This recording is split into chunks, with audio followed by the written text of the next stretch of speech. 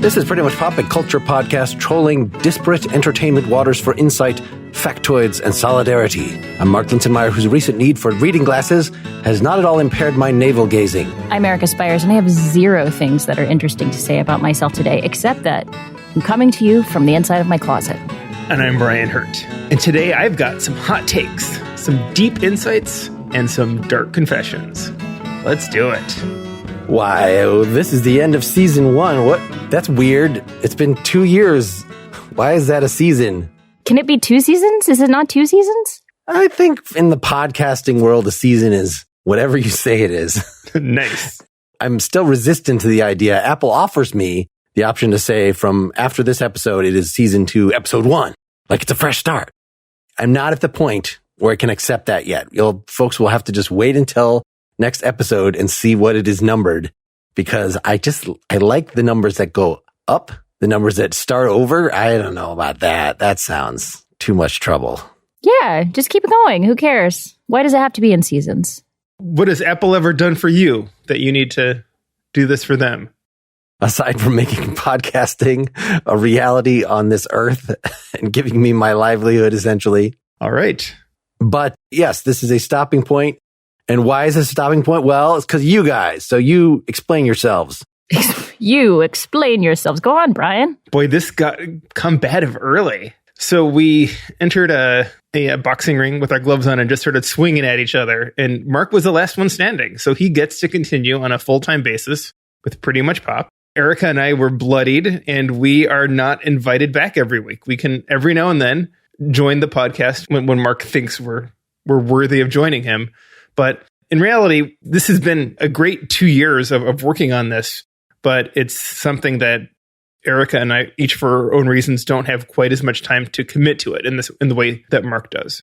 And so while he is going to be continuing on a full-time basis with this, we are going to be more, I think, like guest hosts coming back periodically, perhaps irregularly, and talking generally about things that are most in our wheelhouse, as opposed to talking about everything, some of which I hope we've been able to talk about intelligently. I know some of those topics that I have known a little less about, I've been able to talk about a little less intelligently. Hopefully in an entertaining way, if not an intelligent way. Am I characterizing this about right, Erica? Beautifully stated, Brian. Beautifully. This is why you always do the reviews of all of, the breakdowns. What am I trying to say? The what the hell was this TV show about? Exactly. For those listeners who haven't watched it. That's why you've been our synopsis guy, because you have a way of putting things together that just makes sense and it sounds lovely. And it's true. We've really enjoyed doing this, and there are so many other topics to explore. And Brian and I are both working on our own endeavors that are somewhat related to the pop world, but not necessarily in the podcasting world. But we've had a great time, and we're definitely going to come back and still talk to you about the things that we are most passionate about. And to that point, I've already on the schedule to come back to talk in August about Sir Gawain and the Green Knight, with the new Green Knight movie that's coming out, having studied a fair amount of this in my linguistics days and having watched a lot of Arthurian things. So super excited. Nerd. Oh my gosh. In preparation for that, everyone, Sword of the Valiant, that movie is terrible and I totally recommend it. Sean Connery, oh my gosh, that movie is so bad. It's so good. Listeners, go find it and go watch it. I think Pluto TV has it. Go ahead, Mark. So my one correction is, you said I'm staying full-time. Well, full-time is officially an every other week podcast.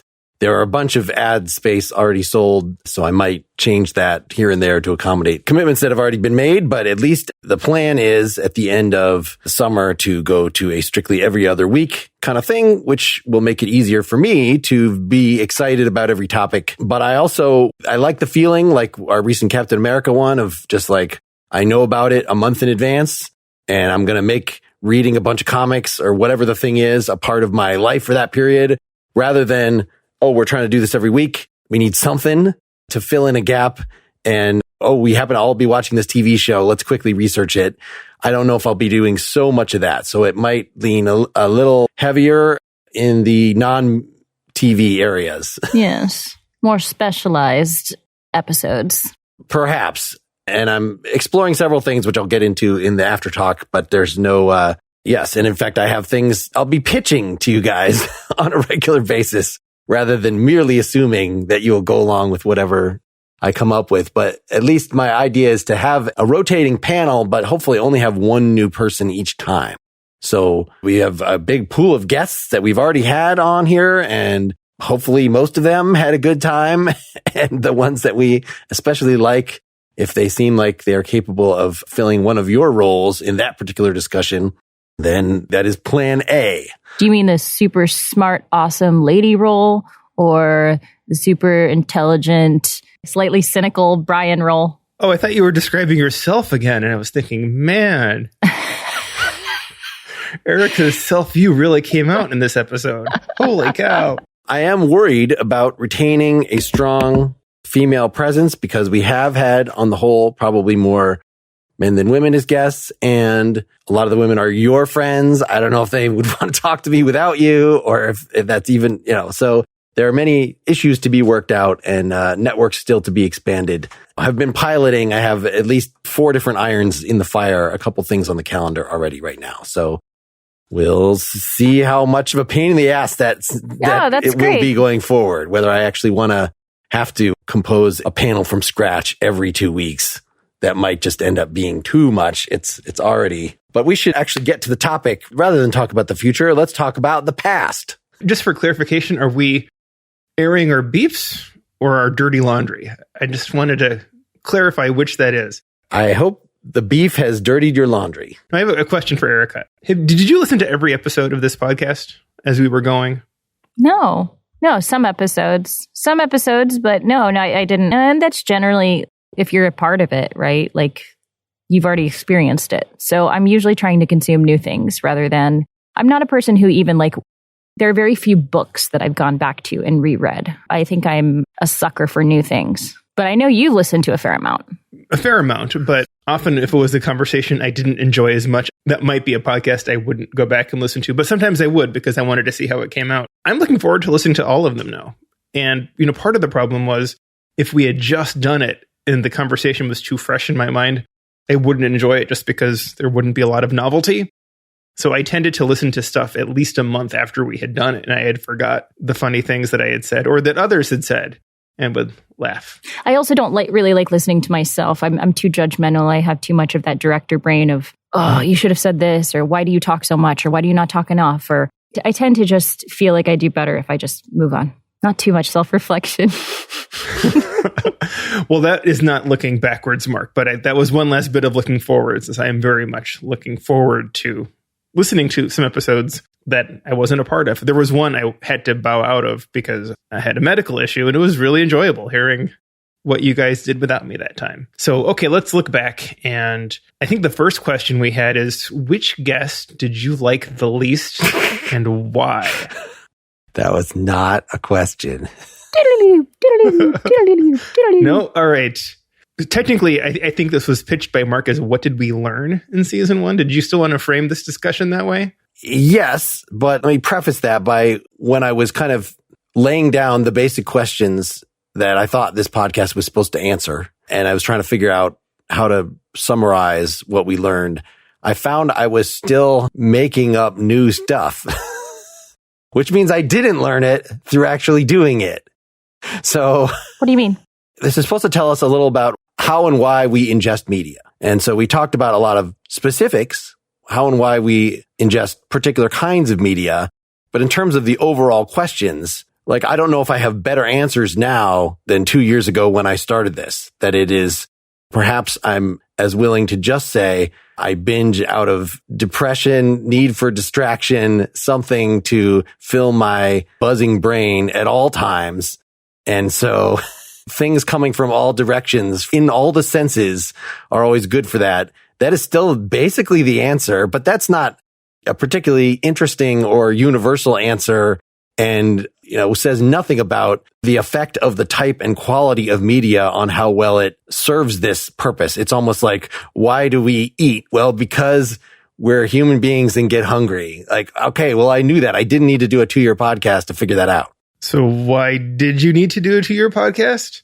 And are you telling me now that we had a mission statement and I didn't know about it? Well, I think we debated for a while because I wanted to record an episode 0, which may still happen someday, of what this is. But I did not feel like, at least maybe now that I'm the one in charge solely, then I can just do a mission statement myself. And that actually probably won't be that hard. Okay, I'm going to commit right now, and I'll edit it out if I don't do it. That I will come up with something that succinctly states what the point is. Whenever we've tried to articulate this to each other, I don't think we necessarily all agree, and I don't think we should have had to agree. I don't think that if my saying for you two to participate in this, you have to sign on for the exact type of curiosity that I had coming into it. You had your own reasons, so I was interested in using this time to mostly explore what you guys thought was the point and what came out of this that actually answered those questions you came in with. Talking about pop culture is a pastime for, I think, most people. And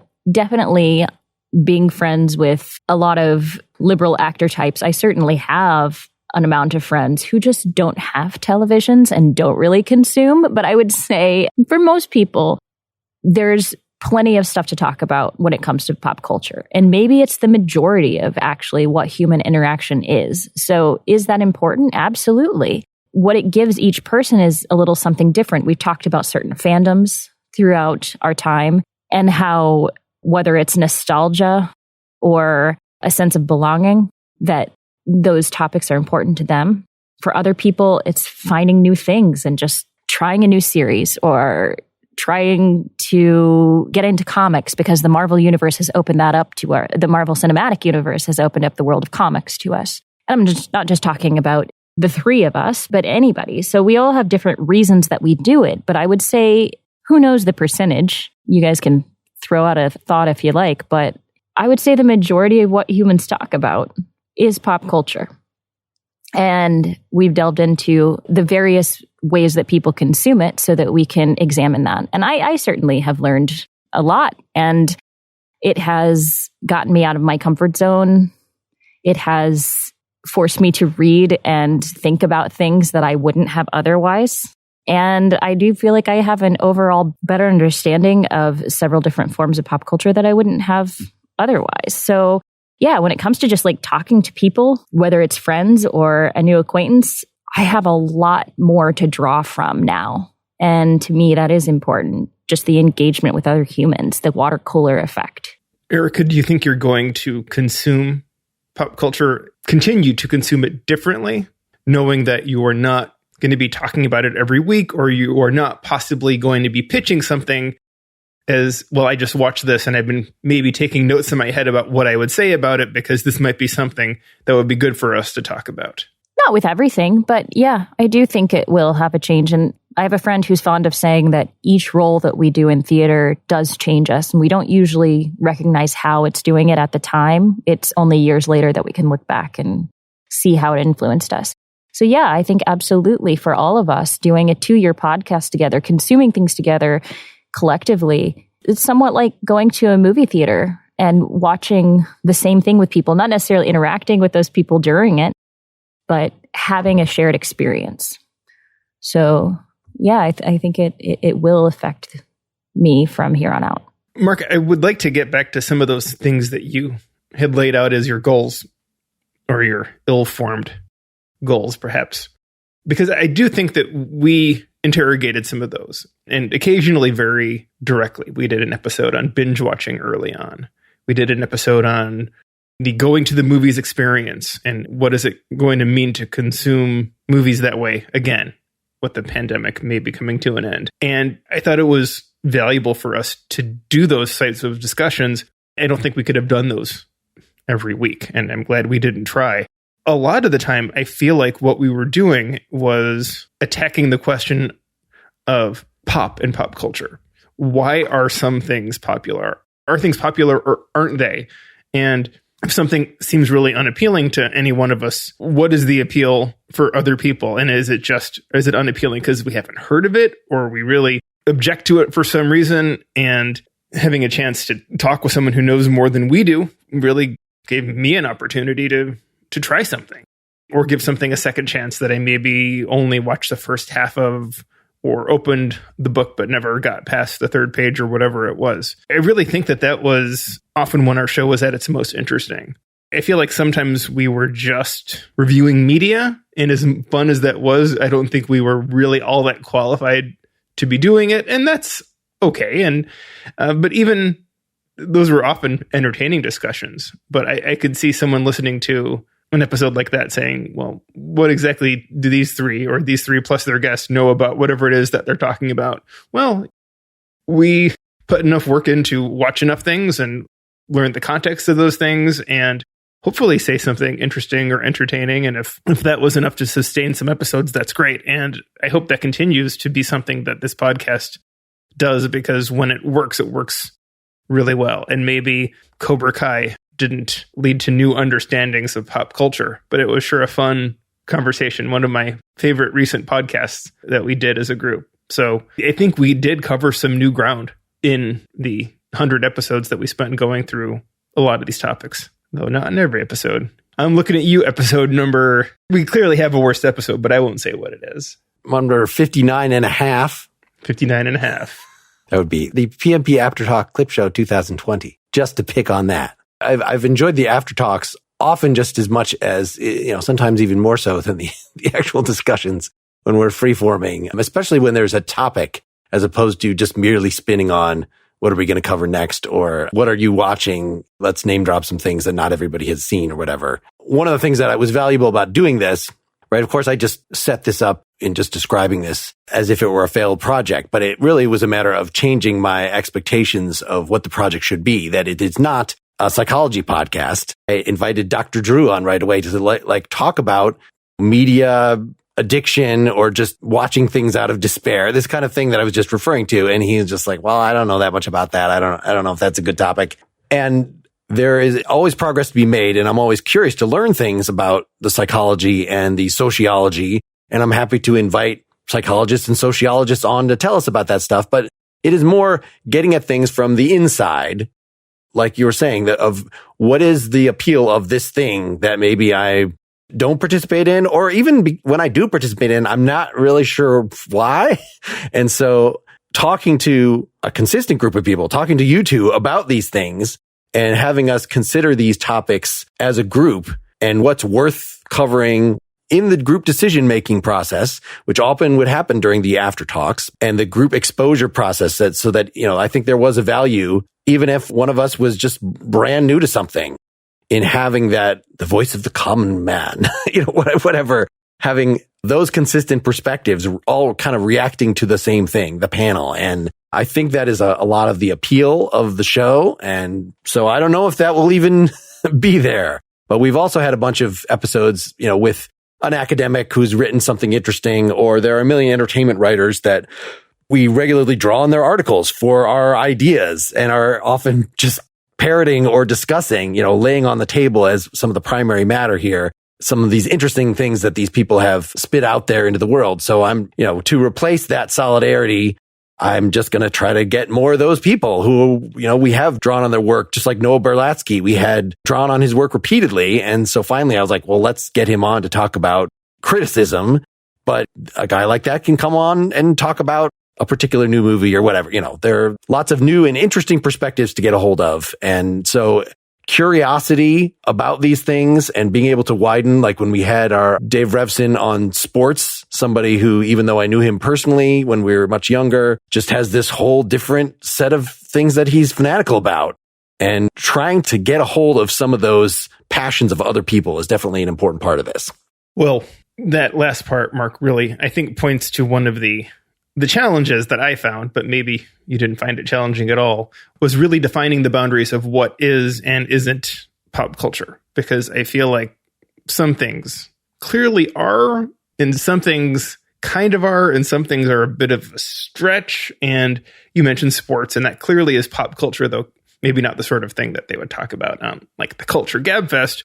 But we also talked about conspiracy theories and local news and pet culture. And I think you can kind of start getting farther and farther away of what's obviously pop culture. And at a certain point, if you can talk about anything, well, then what are we even talking about here? Is this a difference between pop culture and fandom then, you think, Bri? Well, I'm not sure that distinction is tracking for me only because I think when there's fandom, it almost always is some pop culture element to it. I think there are things that don't have fandoms that we also did talk about. We had discussions that just didn't feel like pop culture to me, but it was fine. And we had them, and that's whatever. But I didn't quite understand the boundaries we were defining all the time. Maybe in year 3, it's going to maybe I was the problem, and it'll become crystal clear as Mark figures out this is what we're doing. Well, so I took Erica's comment that most of what we talk about is pop culture as an affirmation of my reductionist theory about pop culture, which I'm always happy to yield in particular circumstances. So on the local news one, Dion, who is a serious news guy, wanted to make the obvious distinction between news and entertainment. But what we call news is still very much pop culture, especially when it actually doesn't affect you in any immediate way. Right? All this, the Trump presidency should have taught us that show business and politics are so intertwined. And the main difference just seems to be the seriousness, whether there's life or death in somebody being a fool on TMZ is very different than someone being a fool who's in charge of the army. But as far as we spectators go, 90% of the time, they're sort of the same thing. And sort of what we choose to fill our lives to distract ourselves from our eventual death. It was that episode that we got into memes, right? We talked a bit about like news memes, and that's absolutely popular culture. So I don't think that we explored news just to explore news. So I would take issue with what you're saying there, Brian, because I think that we found angles that show the popular culture of those topics that maybe wouldn't normally seem pop culture-y. That's a fair point. And I think we worked to do that. But sometimes it did feel like we were working awfully hard to do that. And maybe the show was better for it. And I'm not really complaining about it. But at a certain point, if you just say, well, pop culture is anything that we consume to entertain or distract ourselves, well, that's an awfully big bucket of things. So it's apparently a box of Triscuits and some Cracker Barrel cheese as pop culture now. Why didn't we do a Triscuits episode? Because that's don't know. Absolutely. It is so weird. Ugh. I know. We're back in for season 3 now. We could not put up this podcast without sponsors. And so today I want to tell you about Upstart. If you're carrying a credit balance month after month, it can feel like you're in a never-ending cycle of debt. Upstart can help you make that final payment so you can get ahead. Upstart is the fast and easy way to pay off your debt with a personal loan, all online. Whether it's paying off credit cards, consolidating high-interest debt, or funding personal expenses, over 500,000 people have used Upstart to get one fixed monthly payment. Upstart knows you're more than just your credit score, and is expanding access to affordable credit. Unlike other lenders, Upstart considers your income and current employment to find you a smarter rate for your loan. My family carried credit card debt around for years. It's very easy to think you're never actually going to get out of that. And a debt consolidation with a lower interest rate than your credit card is charging you is a very, very smart first step. You should definitely research all the options available to you. I'm just asking you, make Upstart one of those things you research. With a 5-minute online rate check, you can see your rate upfront for loans between $1,000 to $50,000, and you can receive funds as fast as 1 business day after accepting your loan. Find out how Upstart can lower your monthly payment today when you go to upstart.com/pretty. That's upstart.com/pretty. Don't forget to use our URL to let them know we sent you. Loan amounts will be determined based on your credit, income, and certain other information provided in your loan application. Go to upstart.com/pretty. We're talking about such global things that I feel like I should barely. But one of the things that really entertains me about this other podcast I listen to, My Brother and Me, is a section called Munch Squad, where one of the guys just reads press releases from quick serve restaurants and how bizarre they are, and how, it really just sort of hits home I think there's something about the commercial relationship. I guess this is at least a question to explore. Part of what distinguishes pop culture, or at least an element that we cannot ignore in it, is our relationship to people that are trying to take our money for being distracted. We have hobbies. We had stuff like we did a photography episode. But then a lot of what makes pop culture seem dirty, what makes it seem less impactful on our intellects, is that things have been packaged up and served to us in ways that paint a picture of who those people that run the markets think we are. I'm not always happy with that. So I guess the whole idea of entertainment as mimesis, right? We talked a lot about representation and storytelling and what makes for effective storytelling. And I want to tie that to the capitalist project of what the image is that float around that is not even just of some sinister elite have of us, but what we consequently have of each other and of ourselves, that we are co-consumers of what often seems to have a foundation of absolute dreck. And these are the great questions, Mark. I mean, this is really more into sociology than we tended to go, I think. And those are good ones to ask. I think they're a little harder to spitball answers to, because I think they demand a bit of actual research or reading, if not truly research, to get some understanding of what's been said. And, I can watch a TV show and have an opinion and base that opinion on what little I know of it and what other things I've watched. But to answer what you're talking about requires a bit of work. And maybe that's something that other podcasts have, as we've talked about. They have interns and researchers and staffs, and they do that. And we just sort of do our thing and shoot from the hip quite a bit. I would love to see this podcast do more of that and tackle some of those questions, but do it in a way that is at least a little bit responsible. One of my favorite episodes was Philosophy of Photography with Amir Zaki. And that one was something I didn't find to be very pop culture oriented at all. But it was one of my most enjoyable podcasts to talk to this person who just has such a unique view on the world. So maybe as a PMP episode, it wasn't very successful. But as a personal experience, I feel like I got a lot out of that conversation. And I still follow Amir on Instagram. I love so many of his photographs. I love the way that he sees the world. Maybe that's more of a high art type of thing rather than a pop culture thing. So yeah, maybe that's a failure of the podcast, but boy, wasn't it a nice failure. I bet Brian can predict what my answer to that is going to be. Why would I argue that a high art episode actually is still a pop culture episode? Have you learned my language well enough, Brian, to give the Mark answer to that? I probably can, but I'm going to let you give it anyway. Just that I am against the pretension of folks that distinguish high art from pop culture. And the fact that something is only a passion for a smaller group of people and maybe requires some skill and maybe requires some discernment, well, that doesn't actually distinguish photography very well from being really into Game of Thrones.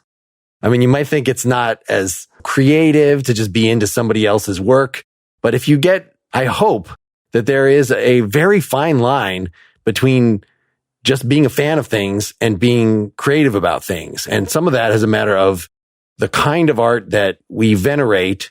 That people say everybody who heard the Velvet Underground's first album or whatever went off and started their own band. So I think photography is inspiring in a similar way, that no, you're not necessarily going to yourself be able to imitate these great masters with their many years of work, but it's something that's so easy and is so much a part of many people's just daily experiences, because we all have phones with cameras. And if you are just the kind of person that is, for whatever reason, is going to snap at things, then you are participating in that, and you are hopefully open to ideas about, the more you do it, the more you care about how it is framed, and trying to maybe use the features on your camera to make I haven't gotten to that point, but it just seems there's similar ways of just becoming more enthusiastic and more engaged with any pop culture activities, such that I just don't see a sharp distinction between the fine arts and fanfic. The fact that we have, Brian, you had taught me that one of the most, it was started out as Twilight fanfic and became 50 Shades of Grey. 50 Shades of Grey, right? This is how we learn arts at all, is we are fans and we just want to participate in something. And maybe as a musician, that's clear to me that, as a rock musician, that is a very clear model for me. Whereas if, as Erica, maybe this is more, you're, coming from more of a conservatory sort of background, where don't confuse me and my professionalism and how hard I have worked at all my auditions with some, I'm doing something that is fundamentally different than just somebody who likes to sing. Well, I'm glad you answered, Mark, because I couldn't have done it without shit talking Wes. So that was, of course, I knew your answer. Probably should exclude that from our recording. I think that is great to include. Okay. Hey there, Wes. You're the best. And we talked about this, I think, way back in episode 1 on our highbrow versus lowbrow, which I know are horrible terms. And right, the difference between a violin and a fiddle, right, was the difference between high culture and low culture, because it's the same piece of wood, right? And I definitely have walked away from the first 100 episodes being more open to how I conceptualize something as being sort of for the masses or for really specific rarefied audiences, because having tried so many things I don't normally consume, it's just a question of finding that point of entry, getting that familiarity, learning context, seeing how it does relate to things you already know, and learning how to appreciate it. Sometimes you can and sometimes you can't, but that's personal preference. But there are certainly, if anything has at least some artistic merit or some level of enjoyment to be gained from it, I don't think there is any barrier that you can't get over in order to consume it and to maybe become a fan of it. Yes, and I should emphasize the barriers in becoming a fan of something rather than the barriers in being a practitioner, because of course there really are serious professional reasons that keep the average person from just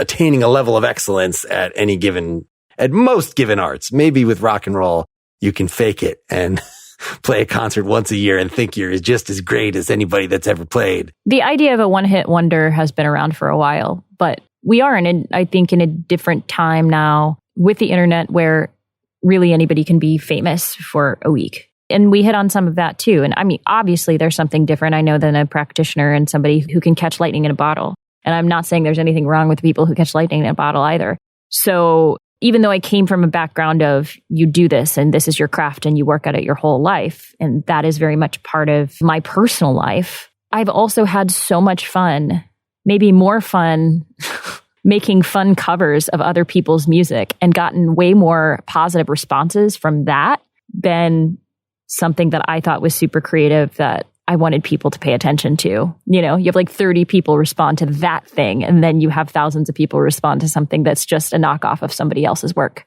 But I had fun doing that other person's work, you know? So there's no shitting on that.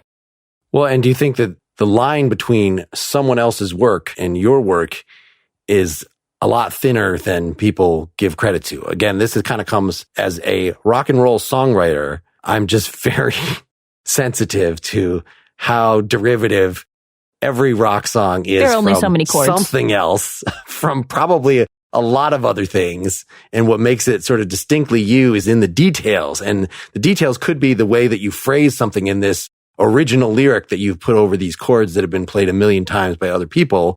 Or it could be that you're in a musical theater setting doing entirely something that it's a cover. I'm doing a song from a musical, but yet you're such an artist with your voice that's where the idiosyncrasies and becoming yours comes in. So this snobbery between I only play covers and I'm an original songwriter or something, I also think is, again, unless you are a songwriter of the old school variety and like write out scores with your hands, you know, our Mozart, and have a lot of technical skills, then that's a thing that kind of blinds me to like, okay, well, that's a fundamentally different thing. But Mark, Mozart wasn't inventing things from scratch either, right? There were forms he was following and conventions, and we're all standing on the shoulders of giants whenever we're doing anything worthwhile. Whether you're a Mozart or a a Lindt.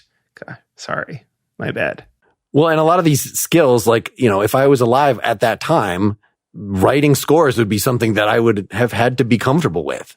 It is something that I did a little in music school and fooled around with, but because there was no professional need for that. In fact, I've even interviewed people on my music podcast, like this one guy, Jarek Bischoff, who writes pretty much just string things, but I very much was entirely DIY about it and was a player of stringed instruments and did it just like somebody putting together a bunch of guitar parts. It just, instead of doing that, let's sort of by trial and error, get a violin player in here and kind of build from that. So like even though things that personally might seem giant barriers in skill, well, that's partly because that skill has gone out of fashion. And what do you think about that, Erica, from the opera perspective? That was our first fine arts one where we definitely established that from the audience's perspective, like that used to be pop culture.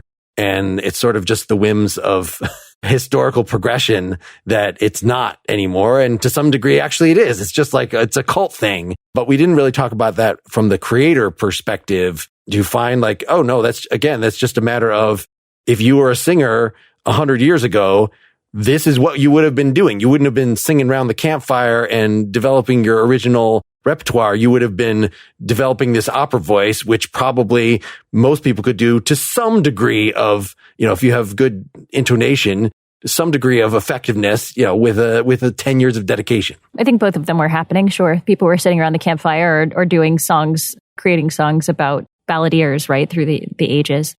I was watching an interview last night with a singer who I really admire, who sounds like a classical singer. And then I found out the singer never trained as a classical singer and never actually learned to read music. And I found myself immediately like stunned. And then I was like, well, of course, though, that's the story of so many people. Some people like to create barriers of entry and say, if you can't do this skill, then you can't do the whole thing. And I do hate that. On the other hand, I understand the frustration of dedicating your life to something and then somebody coming in and just trying to like pick it up and sometimes being able to. And that gets really frustrating. Damn, this was the gatekeeper episode we never had. And that was, in my mind, always about gatekeeping in fandom. But this is on the other side of it being a gatekeeper on the creator side. Super interesting. But Brian, what you said about Mozart is true. And my husband, who is a composer, is very fond of saying, with 12 notes, how hard can it be? Now, that doesn't mean that he doesn't, he has not worked very hard at being a composer and is not very talented. But his point is, there are only so many rules that you can follow. There are only so many systems you can follow. And sure, you can create new systems, but there are certain systems in place. And if you can memorize those, then to a certain extent, you can compose. If you can manipulate your voice in a certain way, especially if you've grown up listening to people who sound a particular way, you're just going to sound like that. It's not going to be something that you have to train for your whole life because you are training without realizing that you're training. Let me connect this back up. So we probably addressed this question in some way before. Am I being so consumed about this because I have an attitude where for me to really enjoy something, I have to, as a creator of one type, I feel like I have to empathize with the creators of the other type. And so even though I've never directed a film in my life, I've learned enough about it to be like, I could do that. And then I feel like I could get involved and like make decisions, make judgments about, how effectively this has been done or about comedy, even though there's so many things, especially in sports or whatever. I guess that's a barrier for me because I feel like sports is so removed from what I could possibly do that I can go, wow, that's amazing that a human being can do that. But I'm not going to get super excited about it because I don't have that imagined creator connection. And I just wonder if this is just idiosyncratic to me and other people maybe who consider themselves creators on some level. And that actually maybe it is, on the other hand, part of the necessary illusion of entertainment that we be astounded by the talent of the people that we read. That most of us actually don't want to just listen to punk rock with no discernible talent behind us. And in fact, we're now entering an era where that kind of stuff is actually seen as an artifact of privilege, right? You could get away with producing mediocre music, mediocre this, self-referential, aren't we all equally untalented stuff, only because these are a bunch of overprivileged white males who don't have anything to prove. And once you shift the social paradigm so that everybody's actually really competing for attention, then we go back more to a model where any entertainer you run into that has gained a mass following is going to be someone that will just wow you on every level. Erica Mark's going to be fine without us. He just did the whole point and counterpoint. Man, that was awesome. Yeah, you're psychotic, Mark, when it comes to, or sure, idiosyncratic. We'll go with that. That was way better a term. Regarding feeling like you need to be able to create something yourself to enjoy it, I find the exact opposite is true with me. I find it, if I feel like it's something that's in my wheelhouse, I really don't want to consume it in quite the same way. And I do want to be, I agree. I want to be wowed by someone doing something that I can't make and I can't do it. And it's just wonderful that someone else can. It's one of the reasons I read hardly any science fiction anymore is because I just don't want to be in the headspace of consuming something I'm making or I don't want to do anything too close to what I think I'm doing. Are you afraid to steal on accident? No, I'm not. I just kind of don't want to be working and playing in the same neighborhood. For whatever reason, I have no particular concerns about that. I often feel like that as well. I like things that are related to what I do more than consuming the thing that I do. I do think, though, Mark, we have to be careful with the idea of transferable skills. So just because I am good at this one thing must mean that I'm good at something else that is somewhat related. And I think there is a certain amount of respect that's important to give to people when we don't do that thing and they're really good at it. It doesn't mean that we can't do it, and it doesn't mean that we shouldn't be able to play, to jam with those people, right? But it's an analogy, and it's like a true story as well. When I go into a jam session, I've been into jam sessions where people totally walk in and take over, and it's not their jam session, but they make it theirs. And everybody gets annoyed, and they want to walk away. But if you go into a jam session and you try to be actually a part of the group and learn from other people, that's when it can be the most enjoyable. That's when they invite you to play something of your own rather than you being the one that's taking over. And I'm not saying that you're doing that. I'm just saying, like, in general, I think one of my frustrations with people, and you might want to call it gatekeeping, but I want people to come in and listen and pay attention and try to learn something before they are like, yeah, I can do that. I'm the same. I really feel you on this, Erica. And the way I view it is also being able to do something and actually doing it are two different things. Stephen King always talks about how a lot of people have talent, and that's actually not very hard, but it's putting in the work to get something done. And that's the tough part. So you're right, Mark. Maybe it's something you could do, but like, come talk to me when you've done it and you've done it successfully. I'm not picking on you, but it's sort of this mentality. And it's something that I think when people are very critical of other things, it's really easy to point out things that didn't work or things you didn't like, but it's like, okay, you go do it. And that's not the point of pop culture, is to invite someone to say, well, this is the best story I can tell, and if you don't like it, you go make a movie that's better, because that's not how the world works. But it's really easy to slouch into this consumer mindset. And, if nothing else, I feel like I've always tried to give things a fair shot as we've talked about them. Even stuff I really thought I didn't like. It's like, well, maybe I looked at the wrong things or some other barrier, but we're talking about it. Let's go give it a try with an open mind. And sometimes I walked away with a different viewpoint, and sometimes I didn't. So this week was a very busy, tough week, and I was trying to learn a new skill, one that I had dabbled with before, but wasn't very good at. And I really wanted to give up. And my father said to me, you sound just like the kids that I used to teach who were really had a lot of potential, but because they weren't as good as they wanted to be immediately, they just gave up and then they never did anything. And it hit me in my heart. So there's the other side of it, is sometimes I get so judgmental about myself in that vein that I don't even want to try. So I appreciate people who have that attitude of, I think I could do that. But then they also stick with it. Was it making a pinch pot? It was playing the guitar, and it was really hard, and my fingers really hurt still. It's those damn bar chords. I tell you what, the hand was not made to do that. I'm still playing with whether, of course, using the I could do that, because that's like a prototypically obnoxious thing. When you're watching the Olympics with somebody and they say that is just, you've identified yourself as the biggest idiot if you say that. If I just, trained for a bunch of years, I could do that. I'm equal. The thing that I'm trying to explore here is there something about that is not pernicious, that might be a necessary requisite to feeling that you are part of the activity, that you are participating in it as a fan. You are able to identify enough, and it doesn't necessarily go with being super judgmental. I'm certainly thinking, we just rewatched Ted Lasso, and I'm thinking about the fans in the bar that are completely follow their football team and are super judgmental about it, but also completely identify with it. I don't think those people necessarily they have reverence for the talent that they're identified with are exhibiting, but there's got to be something that lets you really feel a part of it. And it could be exposure. I'm not sure what the key to it is, why there are certain things like that. I'm just not going to feel that way about a football team, but yet something that is associated with a talent that either I've exhibited or had an interest in, that I never became an actor in any significant way.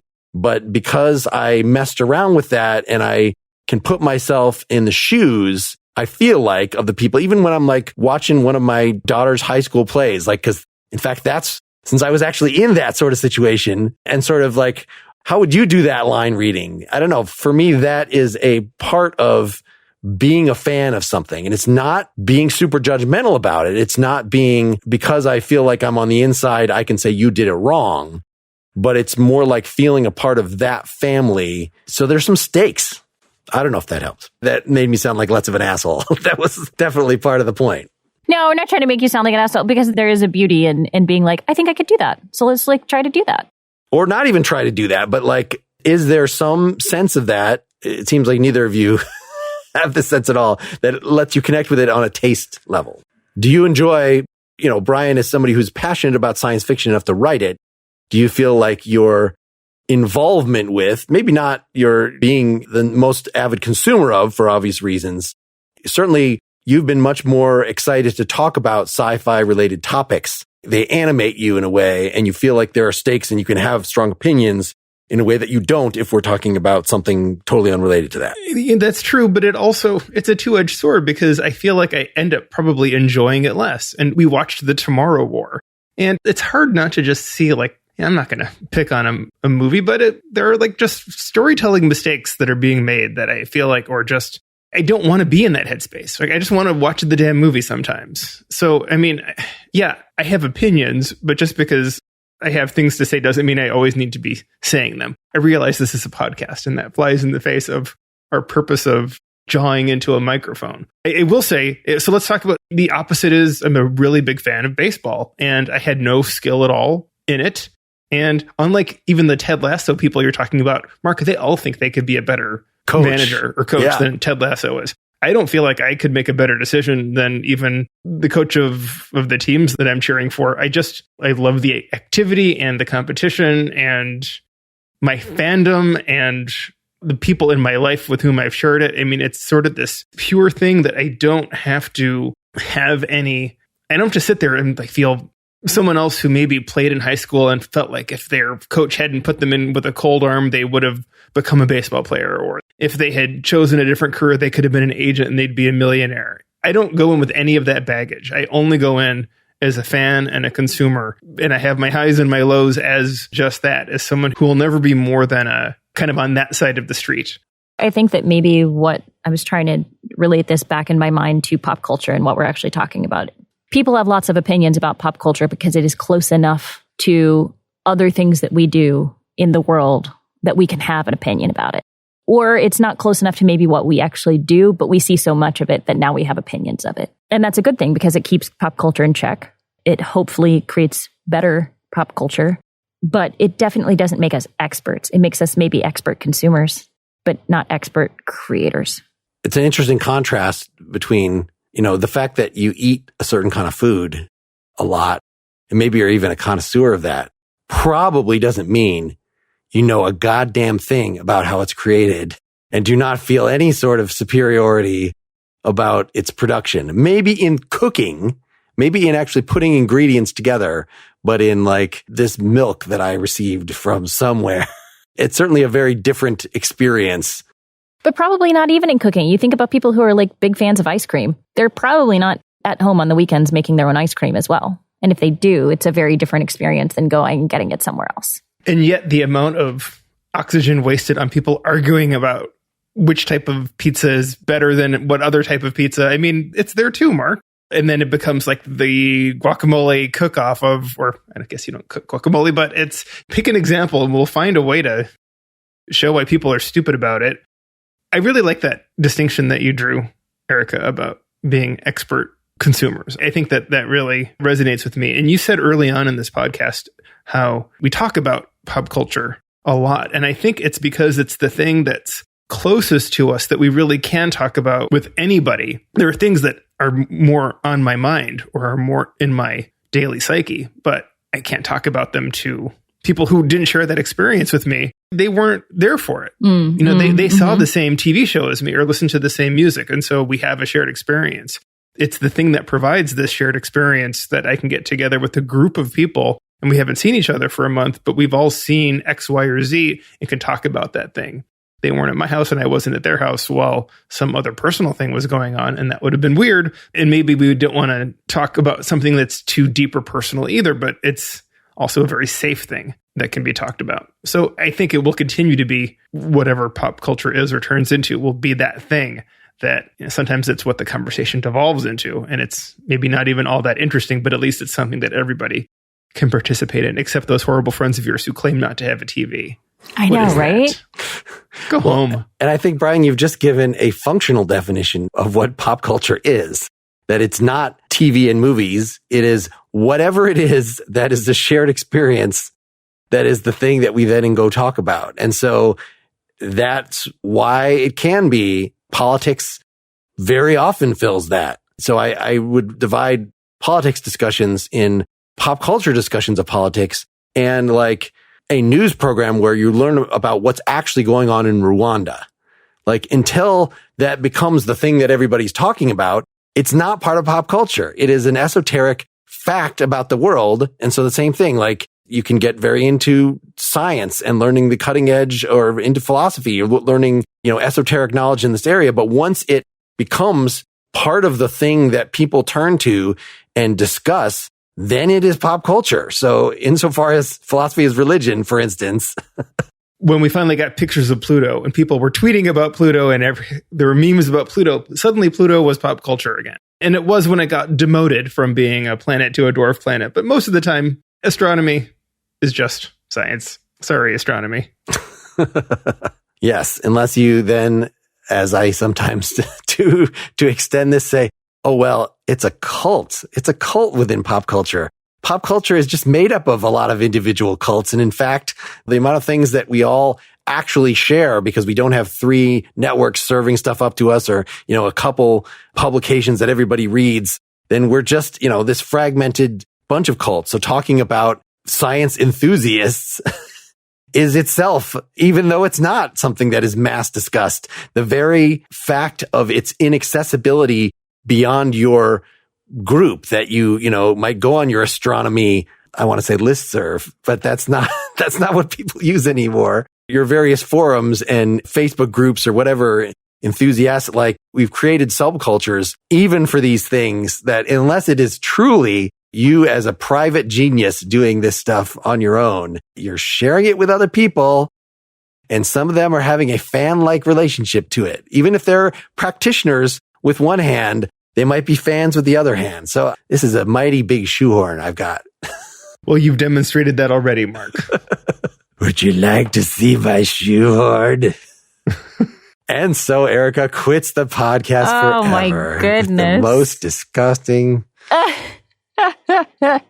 Well, let's say goodbye to the public here, and we will talk to each other a little more for those private people who care enough. You know, if you care enough about this going forward, then maybe, sign up for $1 a month or something. What the hell? Oh, come on, ask him for a good old $3. Why not? Yes. In fact, I've had, so I'm doing some of these scoping calls with new potential participants.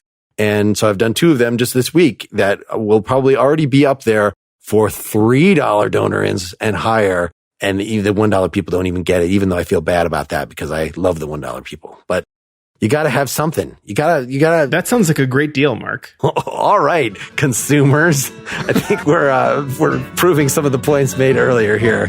Thank you, listeners. We should thank them, huh? Yes. Absolutely. All of our listeners. And I look forward to joining you in August. That'll be great. Yeah, thank you, listeners. It's been a great 2 years, but 1 season somehow. Indeed. The winter will never end. The season of COVID. All right. Bye. Bye. Get more Pretty Much Pop at prettymuchpop.com. Get bonus content for every episode at patreon.com/prettymuchpop. Pretty Much Pop is part of the Partially Examined Life podcast network, and it's also presented by openculture.com.